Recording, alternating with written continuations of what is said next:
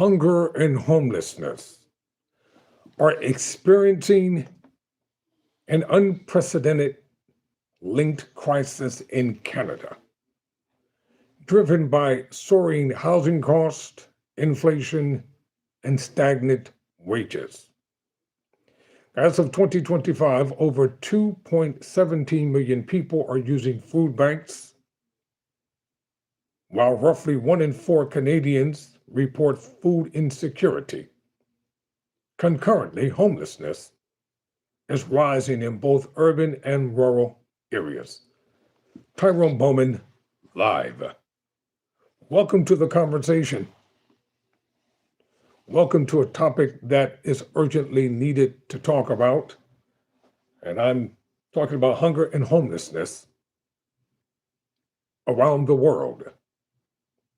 The first quotation came from the Food Banks Canada. Why is it that within a nation where there's probably more than enough to take care of individuals, that homelessness exists? Sometimes we must ask ourselves the reason, why is there homelessness in Canada? In my first series, I talked about homelessness in the UK. Now I'm talking about being hungry and homeless in Canada. Why is this an important topic? Because men and women, boys and girls around the world and elderly, they are suffering from the lack of food and the lack of adequate housing. Well, it might not be a popular topic that some of you all want to hear, yet it is a necessary one when you consider that there is vast wealth throughout the entire world. And what is the majority of the wealth going toward when you think about the plight of those who are homeless and the plight of those who are suffering from so many different things? And as I've said before, when I come before this camera, I have to talk about things that are sometimes not pleasant to talk about, but the conversation must be had. Well, let me ask you a question. How would you feel if you couldn't pay your rent? How would you feel if you knew you were being evicted and no one cared? How would you feel if you were put in a set of circumstances and situations where you're virtually being ignored while seemingly the entire world is passing you by? It's not a good feeling, is it? The news media, entertainment, and the fictitious world of glamour, they portray a world where nothing is going wrong. But in reality, many of our brothers and sisters are dealing with hurt and pain and suffering every single day. And they're virtually being ignored. Now, I'm going to talk about the hunger trends in Canada, and hopefully this video will get into the hands of the right people. Maybe people will share it to let them know and understand that in a nation that prides itself on freedom, that prides itself on never having had racism and things of that nature, which I know is a fact, then they must pride themselves on eradicating hunger and homelessness for its nation. And this is one reason why I'm here talking about this topic. And as I said a few moments ago, this might not be a popular topic for a lot of people, but for some, they want someone to address what they're dealing with, what they're experiencing, and what they're going through.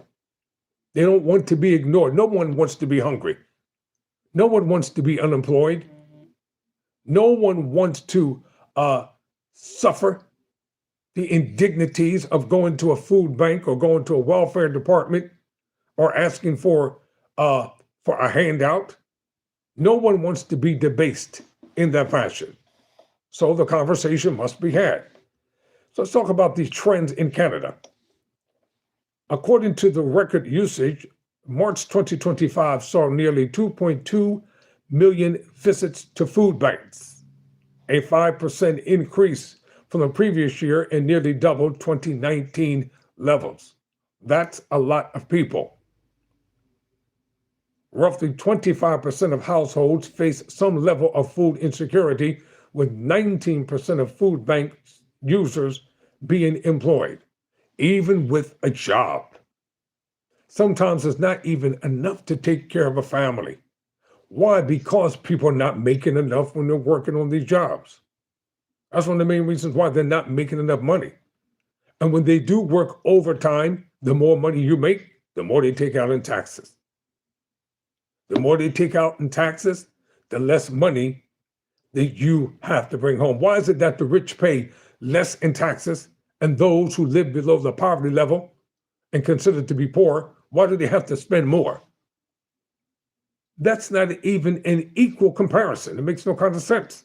Just because you're rich and powerful and wealthy and connected, you should spend very little in taxes, or continue to tax those who are the very needy, those who are hurting, those who are suffering, those who can barely survive. And what is the impact on children? Nearly 1/3 of food bank users are children. Single parent families, individuals with disabilities, and renters who may spend up to 70% of their income on housing are most heavily impacted. That's according to the Homeless Hub. That's a lot of money if you're spending 70% of your money on just trying to pay the rent. You haven't even talked about groceries, haven't even talked about the gas, the electric, and all the other incidentals that it takes to keep a family going. Food banks. In my city, the food banks, when they open, they're always full. You see long lines of people from all walks of life, all faiths, all religions, all nationalities, all ethnic nationalities in line to get the food that they urgently need to take care of their families. This is a serious problem, ladies and gentlemen, and it can no longer be ignored. The plight of those who are living in the streets must be talked about. The hurt of those who are facing eviction must be talked about.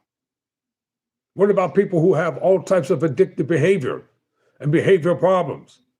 And people just kind of laugh it off and say, well, that's so-and-so. They're in the state of mind that they're in because they need help. If they were in their right mind, they would not be acting out. So the homelessness crisis, it is a systemic issue. A 2025 report by the Association of Municipalities of Ontario highlights that as food banks use rises, homelessness follows, with many people in precarious situations, meaning they are in situations they don't know how they're going to make it. They don't know how they're going to survive. At the beginning, I talked about some of the reasons why homelessness and hunger in Canada exists is because of what? Soaring housing costs, inflation, and stagnant wages, meaning people are not making enough money. I'm not talking about people who have jobs and take the money and they do foolish things with it and don't take care of their families. I'm talking about everyday, decent, law-abiding, God-fearing men and women who have some type of income from a job, and they take that money and they try to stretch it as far as it will go, but then it's still not enough. And then sometimes people want to blame them because they don't make enough money. Well, if employers would stop trying to underpay people and pay them what the job is worth, instead of trying to get a whole lot of mileage, quote unquote, out of them for less than nothing, then most people probably would be able to take care of themselves and their families. So it is systemic in nature. Whether people want to accept it or not, it's easy for those who are wealthy and rich and powerful, and those who are entertainers and athletes and seemingly have everything going on for themselves. It's easy for them to complain about things are not as bad as you think they are. Try telling it to the average man or average woman. On my way home on my way home from work last night. True story. I lie not. I got off the bus. I worked long, long hours, ladies and gentlemen, as a broadcaster, as a commentator, and then in school studying to become a lawyer. As I got off the bus, Almighty God is my witness, I stepped down, and at my feet was a man who was asleep on the street, wrapped up in blankets, partially in cardboard boxes with tattered clothes on. Now, you know I couldn't just walk by him and ignore him. This is in the city where I live. Now, if that's happening in the city where I live, what is going on? I'm talking about Canada right now. What's going on in Canada? How many people are living on the streets? How many people are in subway boxes? How many people are standing out in food lines, hoping and praying to God that they don't run out of food before they get to them? How many earnest, worthwhile people who have families are telling their children it's going to get better? It's going to get better. Mommy, we don't have money for this. Dad, we don't have money for that. We need money for school. We need money for projects. And they don't know where the money's coming from. You got to pay people a decent living wage. That's why advocacy work is so important. You have to have those who are going to advocate. Speak up on behalf of those who can't speak for themselves. Be a voice for the voiceless. A true advocate for those who really need someone as a mediator to appeal to the common sense of those who have more than they'll ever need, to set up organizations and invest the money so that people can have jobs and decent housing and they can take care of their families. Approximately 67,000 people experience homelessness on any given night, with visible growing encampments in cities and small towns alike. Homelessness is a pandemic. Being hungry is a pandemic. Whether people want to accept it or not, whether they want to believe it or not, whether they want to address it or not. That's why on this program, I'm addressing it, and I'm going to address all 120 nations regarding hunger and homelessness. One by one, I'm going to have the same conversation in one form or another. If they can find money in Canada for politicians, they can find money for projects, and they can find money to help immigrants, what about the people who live there? What about them? It's okay to have a heart for others, but what about the people who are native-born Canadians and they need help? They need real help. And there's a such thing as hidden homelessness. Beyond those in shelters or on the streets, 11.2% of Canadians report having experienced hidden homelessness, such as couch surfing. This is according to the Tamarack Institute. That is true. Couch surfing is when you go from house to house. You don't have an extra room, but they'll let you sleep on the sofa for a couple of days, maybe a couple of weeks, until you can figure out how things are going to go, how your life is going to come together. And sometimes individuals, when you have good friends, don't take advantage of them. Take that and use it as an opportunity to find work. Listen, a decent job is a decent job. It might not be what you want. It might not pay what you want, but it'll help you to get over what you're going through until you can get to where you're going to. Every little bit helps. Motivation, inspiration, prayers, encouragement, it all helps. Just being a voice and acknowledging the plight of hunger and homelessness among my brothers and sisters around the world. It's sounding the alarm. To who? To those that are in leadership. Pay attention, leaders. Stop ignoring poverty. Stop ignoring hunger. Stop ignoring homelessness. Why do people want to continuously and consistently come out and vote for you all if you're not going to do the things that you say? It's a waste of time. Really, it's nothing but total pre-calculated lies. And they deal with the same thing over and over and over again. Inflation. The rising cost of living has outpaced income growth, pushing more families into poverty. Poverty is a curse. Poverty is lack. Poverty is want. Poverty is depression. Poverty is hunger. Poverty is scarcity. Nobody loves poverty. No one wants to feel as though they are inadequate and they're less than a human being because they cannot put food on the table and take care of their families and sustain themselves the way they can to, the way they want to. The COVID-19 pandemic significantly increased homelessness, a trend that has persisted. Experts advise that addressing these crises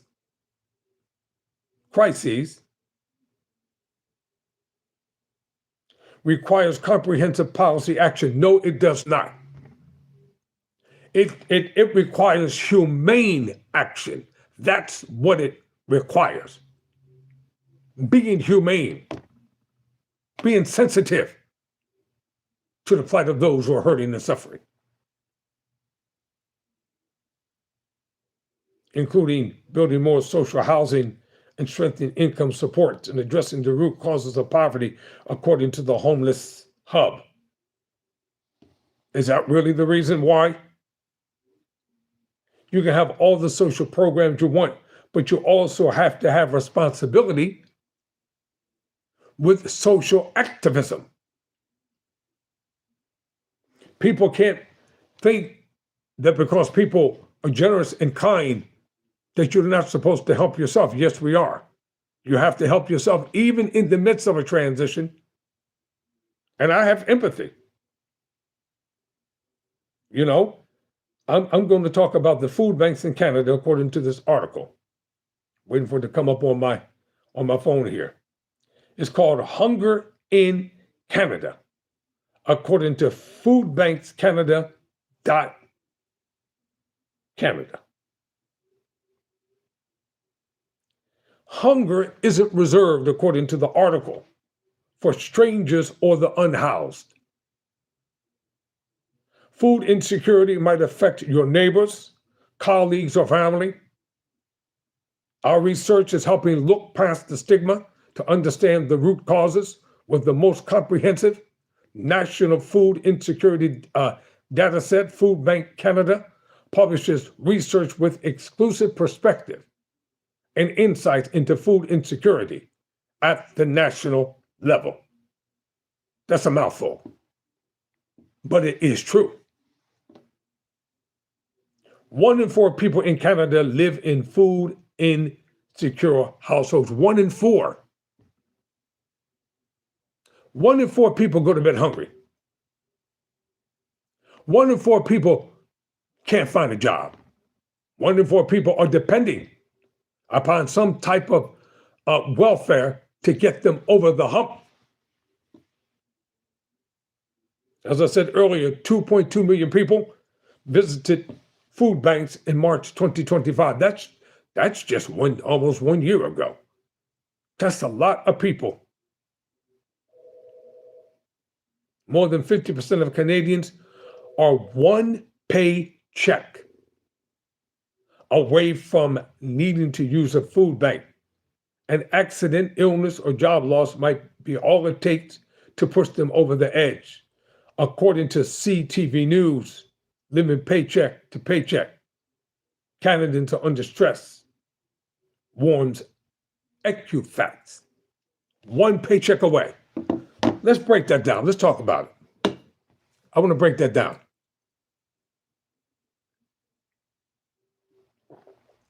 One paycheck away simply means this. If you don't have the money to pay the gas, don't have money to pay the electric, don't have money to put food on the table, don't have money to pay rent, don't have money to pay the phone bill, And one paycheck doesn't cut it, because one paycheck away simply means it could be the last paycheck that a family gets, and ends up putting them in a situation where they don't want to be, hoping in between paychecks they can hurry up and find a job, a decent job, just doing something until the next paycheck, until they can get their next paycheck. When you have 2 and 3 mouths to feed inside a home, one paycheck is not going to cut it. Food banks in Canada continues to rise year after year. This is no joke. Poverty can be hard to see, which makes it harder to address. Some people suffer in silence. A lot of seniors suffer in silence. They're not getting their medicine. They're not eating right. You ever wonder why so many seniors look so frail and so weak? Because they're not eating. They don't have enough money to pay the rent. They don't have enough money to buy the medicine. They don't have enough money to pay the utilities. So something has to give.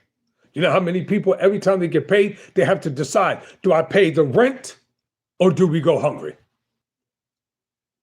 Do we not pay the rent and don't go hungry, and then we get evicted?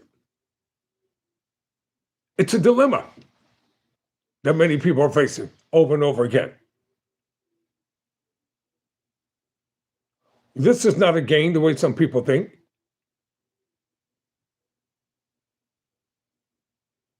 And when people think that it is a game, then they're going to find out that it's not a joke. According to the University of New Brunswick in the alumni news, Hunger for Solutions, the rise of food insecurity across Canada and on our university campuses. Wow. If forced to choose between housing, tuition, and meals, which would you choose? Even college students face hunger. I said even college students face hunger. So, making the choice that, unfortunately, is the impossible choice faced by an increasing number of students in universities across Canada today. It echoes a growing food insecurity and poverty problem across our nation and many others around the globe. According to the latest data from the Statistics Canada Canadian Income Survey, the poverty rate in 2022 was 9.9%, with about 3.8 million people in Canada living in poverty.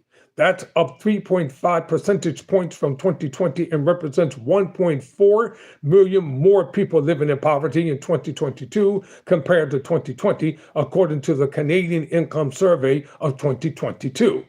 The same survey found that nearly 1 in 4 people in Canada now live in food insecure household. Food Banks Canada reports that 18% of people relying on food banks are employed, an all-time high, according to the Food Banks Canada. The underlying causes of food insecurity in Canada are complex and multifaceted. Rising housing costs, stagnant wages, and the increasing cost of living have created a challenging environment for many households. The disparities are particularly pronounced among marginalized communities, single-parent families, and individuals with disabilities. All right, let's break this down. Let's break this down. Let's talk about this. Let's put this in proper perspective.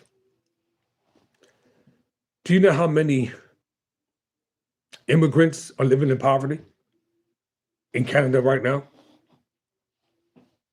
Immigrants who come from Africa, immigrants who come from Jamaica, and all points and in between. Do you know how many of them right now are working on farms, not making enough money? How many of them have jobs? And they're finding it hard to survive. You got immigrants who come from Africa to Canada, seeking a better life for themselves, and they find themselves working harder than they've ever worked in their lives, and they don't know why. College students should not have to worry about starving to death while they're going to school to study for a career that can help to make the nation better. They shouldn't have to go to class hungry. They shouldn't have to think about if I live on campus, how am I going to pay the dorm expenses? Do I get a job? Can I get a little campus job to hold me over? How am I going to buy food? How am I going to sustain myself? Then they're thinking about their family members back at home. If they need something, they call their aunt or their mom or their dad or somebody that's a family friend to see, do you have a couple dollars you can give here or give there? This is a real problem. Too many people are going to school and they pretend that everything is all right because they don't want anyone worried about them. But when you see them, mom says, why are you so thin? Are you eating? Yes, I'm fine. Everything is good. I don't want you to be worried. This is real. People are going to school and they're not able to take care of themselves.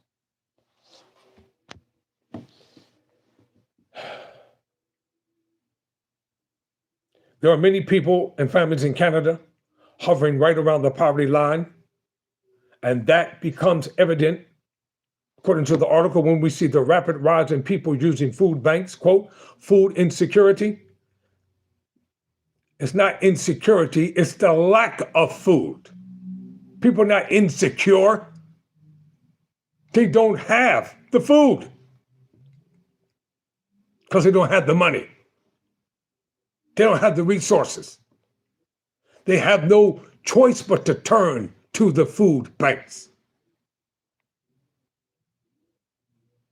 According to Doug Paulson, as executive director of End Homelessness, St. John's, he supports and aligns efforts across all levels of government with over a dozen community organizations while serving those who are or who may be at risk of homelessness. He confirms that food insecurity is a sign we need to recognize early.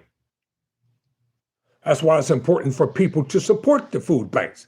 If you got a nickel, a quarter, a dime, it can go a long way. When you go pick up your food, throw the money in the box. If it's $1, or whatever the currency is, you don't have to be a billionaire to look out for each other. Everybody, it can just do a little something.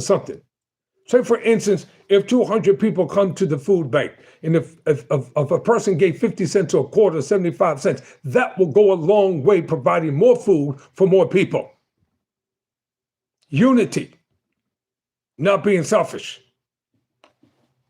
Because if the problem are not solved, the problems will continue to exist. And it's not going to stop because somebody says, everything is all right. No, you're going to have to prove that everything is all right. People don't know everything is all right. Look at this, just look at this picture, for example. This is what we see every single day. This is the sign of starvation. This is the face of starvation. We see them everywhere, wherever we go. Isn't it funny and ironic that when leaders want to bring celebrities to the country, they want to bring other people and try to attract business people, they can clean up the downtown parts of the city. I think Ontario is the largest part of Canada, I think. They clean it up. They make it look good. Just for show. You don't want the homeless people being around because it makes the mayor or the prime minister, people look bad. So what if it makes you look bad? Then do something about the problem. Stop. Trust somebody says, let me read this. I've been eating noodles in a cup past couple of weeks. See, this is real. Everything is too damn expensive. That's a fact. You used to go to the dollar store. Now the dollar store is $2.50. Is the 2.50 store. This is from the Ottawa Mission. This article. from OttawaMission.com, homelessness in Ontario, Canada. In 2024, the Ottawa Mission issued our No More Waiting report concerning shocking levels of homelessness and hunger. Now things are even worse. For those of you that are advocates in Canada, listen to me. Lift up your voice like a trumpet. Sound the alarm and advocate. Talk when they hear you, talk when they don't hear you. Fight for those that are suffering. Fight for those who are in poverty. Speak up for those who are the least among you. Don't let people to tell you to be quiet. The problem will get solved someday. Forget someday. How about solving the problem today? Someday means it will never happen. Someday means it's far off in the distant future. Someday means when politicians come to a consensus that we have to do something about the public outcry because it's making us look bad, and for the public's and political expediency, we have to make ourselves look good. Forget that. It's not a matter of someday, it is today. Today people are hungry. Today people are homeless. Today people are outdoors. Today people are suffering. Today, people need medicine. Today, seniors need to stop being abused. Today, college students need to be able to go to school and study in peace. Today, our young men and women in Canada should not have to get up early in the morning, worried about they're going to starve to death and they can't concentrate on learning because they are hungry. They have no money for lunch when they come home. They don't know if they're going to be evicted or not. Today is the day. We can't wait until another day. People can't wait until some day, some year, some week, some month. People are starving right now. The food banks can't do it all. Millionaires are going to have to step in. Nonprofit organizations are going to have to cut down some of their overhead expenses and consider the money that you rake in. The money is supposed to be for the poor. The money is supposed to feed the hungry and clothe the naked. The money is supposed to be for children who are being abused and get them out of an abused situation into a safe place. No woman should have, talk to me. No woman should have to prostitute herself just to put food on the table to feed her children. And many of them are doing it. And they're ashamed to tell their children what they have to do weekly. And some filthy, dirty, perverted soul will put her in a position because of his proclivities. No mother should ever be reduced to that. My brothers and sisters, listen to your brother over here in America. Hold your heads up high. Don't look down to the ground. Hold your head up high. This will not last. I said, this will not last. Homelessness in Canada has increased by 20% since 2018. In Ontario, over 80,000 people are homeless, which could rise to 300,000 by 2035. That's right. Listen, that's not even far from now. In less than 10 years, it'll be 2035. We do not want these problems to be pervasive and continue to exist. Major Ontario cities have declared food insecurity emergencies. And with the 300,000 that are homeless, 500 or over 500 are living outside. Do you know that many people who immigrate from their countries are living outside, living in tents, living in cardboard boxes? Some of your neighbors in your neighborhoods, they're smiling to keep from crying. They're cold in the wintertime. That's why they wear all the clothes. They have no heat in their house. They got paper up to the windows because it's dark. They don't want nobody to know that their lights are not on. They smile. But behind the smile is a breaking. It's a breakage of their heart.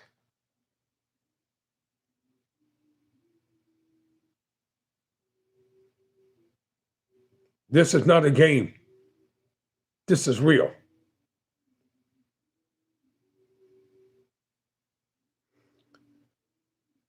In January, 2 homeless people died of exposure, meaning they froze to death in Canada, in Ontario, Canada.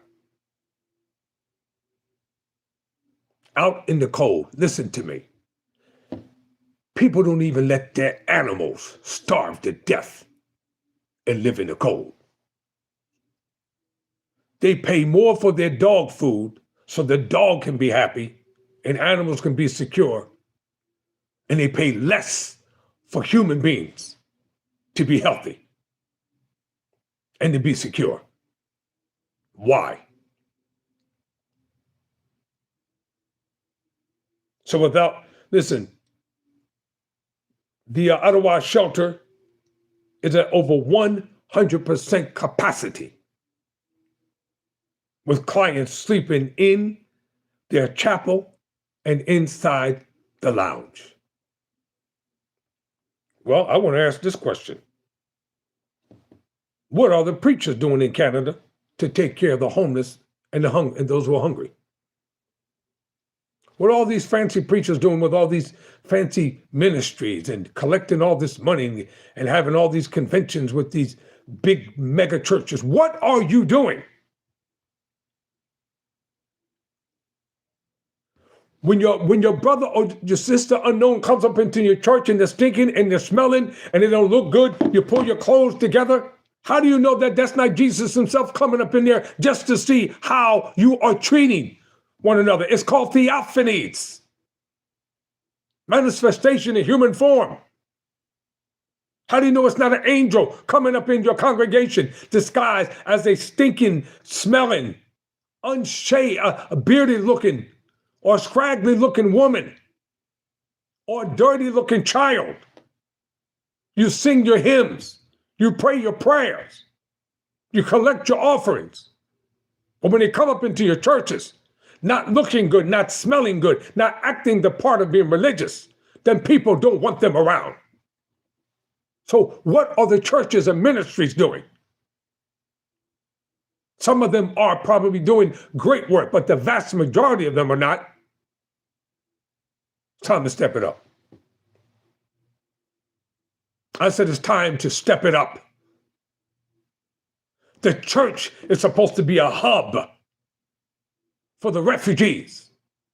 The church is supposed to be a haven of shelter for those that are lost and hungry and homeless. The church is supposed to be a beacon of light in the earth that represents the goodness of God to all mankind, regardless of who they are, regardless of what they are, regardless of their color or their creed or their nationality or their sexuality. The church's doors is supposed to be open without judgment or condemnation. I don't care if I sound like a preacher, doesn't matter. I'm on a divine mission. This is part of my assignment in the earth, to advocate and speak up for those who cannot speak for themselves, to fight for those who can't fight for themselves. The alarm has got to be sounded. Wake up, church. Don't be interested in trying to convert somebody to your religion. You care about their soul, but you don't care anything about them not starving to death. Politicians can't do it all. I'm not talking about religion. I'm talking about humanity, being humane toward one another. This is real. All right. Let's go from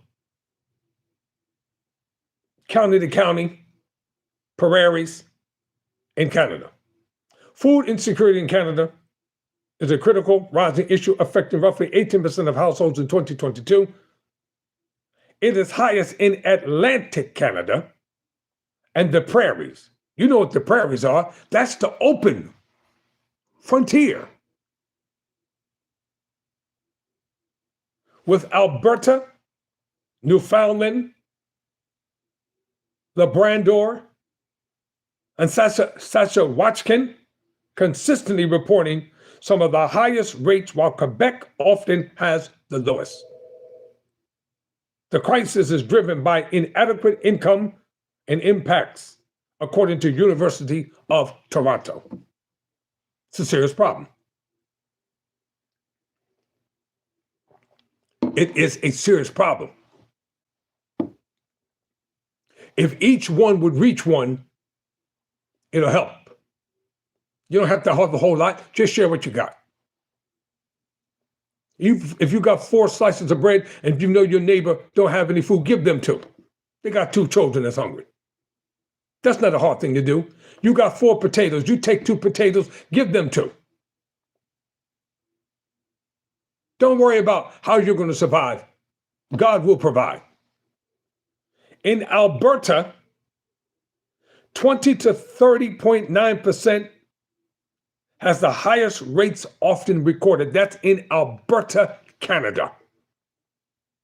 Newfoundland and Labrador, 22% to 30%. Saskatchewan, I hope I pronounced it correctly, 28% to 30.6%. We're talking about being hungry and homeless.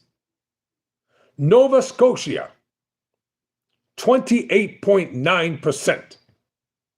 New Brunswick, 19% to 22%. Prince Edward Island, 28.6% of homelessness and hunger exists. Manitoba, the data often has been grouped with Western provinces. British Columbia, 14.9% to 18%. Ontario, Canada, 16 to 18%. In Quebec, 13% to 14% is the lowest, but it is rising. And one reason why these provinces and prairies are the highest is because politicians are constantly arguing and debating and raising taxes. And they're not thinking about those that are really in need. That's the reason why. And when people are hurting, you know what? Many times they don't want nobody to know it. When they got a habit, an addiction, some people are homeless to no fault of their own, and some people made bad choices. But do you berate the soldier because he got wounded in combat? No, you don't. You take him to the infirmary and get him or her better again. Sometimes people don't make wise choices. But does that mean that they're supposed to be forgotten about and forsaken? Some people are homeless because they spent all their money gambling. Gambling is a serious problem. Alcoholism is a serious problem. Drug addiction is a serious problem. These are some of the causes. I understand. Sometimes it's self-inflicted. Some people neglected and negated their responsibilities, but does that mean that they don't deserve a second chance? Some people have been to prison. They come home from prison and they find out they can't get a job. Nobody wants to talk to them. People are whispering, blah, blah, blah, blah, blah, blah, blah. Always talking about stuff they know nothing about. Well, you know, I don't know if it's true, but I heard this happen. I heard he did that. Well, what do you think about it? The public of self-opinion is always on parade 24 hours a day. Then when they go to apply for a job, if you tell the potential employer that you're in prison, you don't get the job. And then if you don't tell them and they find out later, they fire you from the job. It's a serious problem. I don't see any of the rich people who engage in all types of things talking about the shortage of anything. If anything, they're talking about they want more money. And they believe that they deserve more money. All right, now check this out from Canada. Now listen to this. Female-led households, this talking about demographics. Indigenous and Black families are disproportionately affected. All right? Indigenous people, who they're talking about? The Native Americans. Black people could mean Black Jamaicans, Africans, Americans. They're living below the poverty line in most instances. Sometimes when they come from their home country and move to Canada in search of a better life, they found out that it's much harder. A lot of people aren't used to the cold weather up in Canada. And they find it hard to find a job. They find it hard to stay awake. They find it hard to survive because they didn't think they would have to work this hard. And the primary cause is lack of financial resources. Many people are earning paychecks just above the official poverty line, according to University of Toronto. We can do better. I'm serious. We as a nation of people, when I say a nation, I'm talking about around the world. We can do better by each other. We can do better with empathy. We can do better with sympathy. We can do better when it comes to building institutions and helping people out during hard times. Preachers, let me give you a little hint. Nobody wants to hear you talking about Jesus Christ in the Bible and they're starving to death. Feed them natural things first. And don't make them sit through a whole sermon just for you to give them a dry cheese and bologna sandwich with an apple. Stop doing that kind of stuff to people. And you don't offer any type of help outside of that. If they're hungry, feed them. Whether they're a part of your church or ministry or your religious institution or not, feed them anyway. When you begin to show the love of God, people will be more apt and more willing to become a partaker of what you do spiritually because they see that this is a haven, as I said earlier.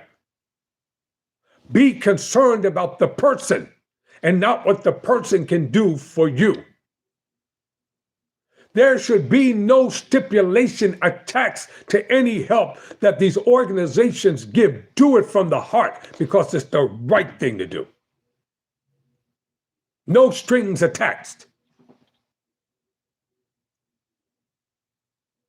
No single parent household about a woman that's being led should ever have to be put in a compromised position in order to take care of her family.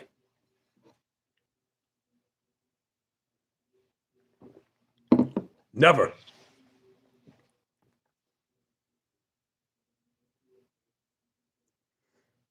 Do people have problems? Yes. I know people. I realize people have mental and psychological problems, disabilities.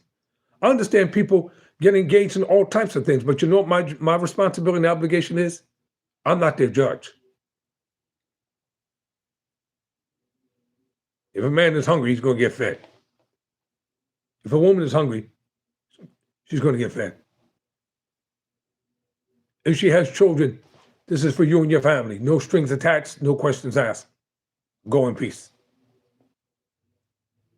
Where I work, I live in one state, and I work in one state and I live in another. It takes me about sometimes 3 hours to get to my job every day and 3 hours to get back home at night. That's 6 hours out of my day. I come across all kinds of men and women all the time, whether folk believe it or not. I wouldn't dare tell you what I do because it's not necessary. I know what I do. Home encampment banks. I know exactly where they are. You know where they are in Canada. You know where the homeless live, where they congregate. How are you going to tell somebody Merry Christmas and all year long you haven't even bothered to find out if they had a bath? When was the last time you had a good meal? When was the last time you had some decent clothes? When was the last time you got a good night's sleep? There used to be a show on TV called The Secret Millionaire. It was a billionaire who did all types of things, but you never saw the person. He always sent his envoys out and his employees out to the individuals that were selected. All right, I'm about to close this segment, and I want to tell you this. Help is on the way. Things are not going to continue to stay the same, y'all. And if the politicians don't do what they say they're going to do, vote them out of office. It's just that simple. Stop letting them tell you lies over and over and over again.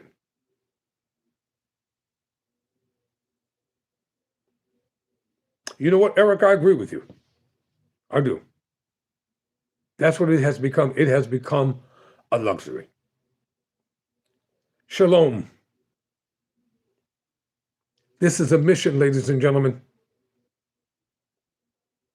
And I do want to say this before I end. To my brothers and sisters out there, many of you are gifted, you're talented, you're smart, you're intelligent. God gave you a mind.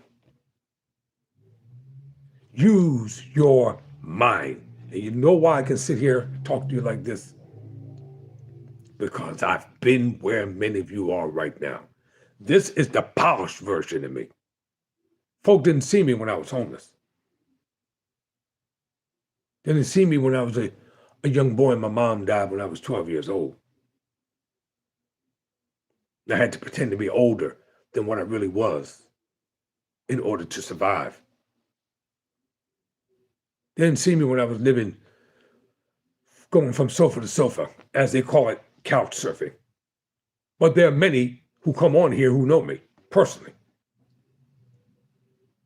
People didn't see me when I was sleeping from sofa to sofa and going to school with the same clothes on every single day.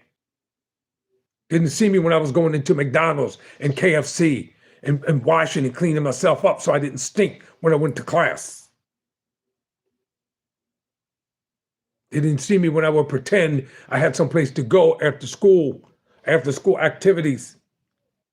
But in actuality, I was sleeping on the school steps all night till the next morning, till one day the principal came by and he found me. And I lied and told him that I just got there. And he knew me from the time I was in junior high school, but he just happened to be the principal of my high school now. And Dr. F started talking to me. And I broke down and I finally told him the truth that my mom died. I had no place to go. I had no place to live. I had no money. But I didn't want to miss school. But God gave me the ability to be able to talk, to think, and to reason. And he would not allow me to give up. And he sent a lot of good people my way to help me to get through high school. People would give me clothes and food and money. And that's why I'm telling you, when I come before this camera, I'm not coming here to play. This is not about likes. It's not about clicks. It's not about trying to find out how many subscribers I could get. If people subscribe, it's all in good. But the central thing is to get a message out. And I'm not going to ever stop.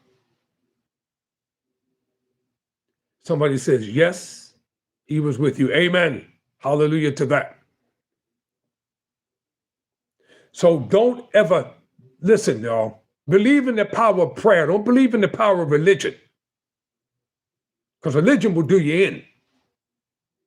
But believe in the power of prayer and you'll find out that the Almighty was real.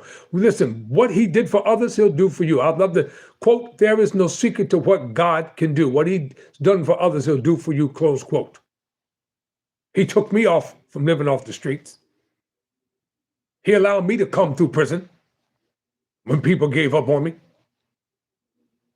He allowed me to become a broadcaster and a commentator and graduate from broadcasting school. He's allowing me to soar through college on the way to becoming a lawyer, and you darn right I'm going to be an advocate. I'm never going to forget. Never. So T.B. Bowman is on here with a serious, genuine, authentic call and mission to advocate for the least of these that are on this earth. It doesn't matter who you are, where you come from. It doesn't matter about your color, your race, your creed. It doesn't matter about your faith or no faith. It does not matter. It doesn't matter about your sexuality. I'm concerned about you as a human being. To my brothers and sisters in Canada, hear from your brother back here in the States, as you call it, in America. You are not alone in your plight. You're not alone in your struggle. You are not alone in your fight. Amen. Father is excellent. You are not alone. Hold your head up.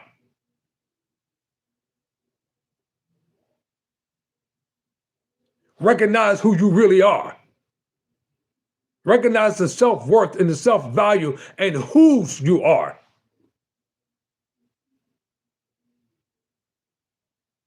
Just like Almighty God heard the cry of a baby by the name of Ishmael and provided water and food, so Hagar will now see her child starve to death. He's the same God. You're going to come out of this. You're going to make it. You're going to move forward. It's not over. Now we're going to be back on tomorrow with part 2. But for this portion of part 1 today is laying the foundation. I don't know how many parts there's going to be, but the foundation is being laid today. And I'm going to build upon it. Some of you who are watching today that are homeless, listen to me. Some of you who are watching today that are homeless, you are going to be able eventually to do just what I'm doing right here on YouTube. Your voices are going to be heard. You become a voice. You become a powerful advocate. And all your suffrage, your heartache, and your pain and rejection, and living in the streets and not having enough food to eat is for your making, not for your breaking. Don't allow your heart to grow cold and bitter. There are many good people in the world. There are many righteous, God-fearing people in the world. There are helpers, quote unquote, among you. Keep a right attitude. Keep the right disposition. Don't begrudge the rich and the wealthy. That is their lot in this life. But many of them are still generous. And you're going to come through. Are you listening to me today? I said you're going to come through. For those of you who have iPhones and iPads and all the latest technological apparatus, and you come across this feed, when you come across it, watch this video. Share it with others. And let them know that somebody has been sent to talk directly to them, not at them. To my rich brothers and sisters in Canada, those of you who have abundance and more than enough, and you are bountifully blessed in silver, in gold, in materialism, in possessions, in stocks and bonds and dividends, and all of the trappings of success. Help your brothers and sisters. You don't ever have to do anything for me. It's not about me. Help those that are in need. Help those that are hungry. Help those that are sick.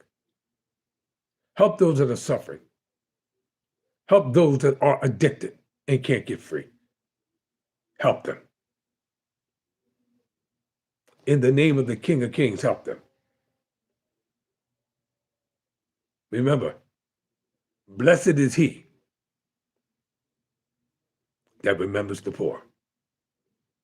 All right, I've got to go for today, ladies and gentlemen, because I have to prepare for another quote. That's what Messiah did, and we will do the same. All right now. Hey, what's up, Uncommon? All right, all praise is due to the Most High. I'm just a vessel that's being used. That's all.